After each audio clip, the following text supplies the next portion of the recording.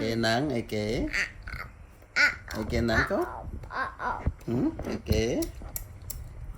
con chuột tai ngày ní con chuột miền này chúปีឆ្នាំ ประมาณខែនេះមួយខែហើយ4ថ្ងៃអូនយល់តាអូនយល់មានអាយុ2ឆ្នាំហើយណាអូនយល់និយាយស្ដាប់គ្នាបានអូនយល់ចេះស្ដាប់ប៉ានិយាយស្ដាប់ប៉ាម៉ាក់និយាយស្ដាប់បងនិយាយអូនយល់ចេះខឹងអូនយល់ចេះតមាត់អូនយល់ចេះស្ដាប់អូនយល់ចេះណាអូនយល់ឥឡូវគួរឲ្យឡាញ់ណាមើលគេចេះលេងដឹងលេងស្អីមើលយឹកលេងអីហ្នឹង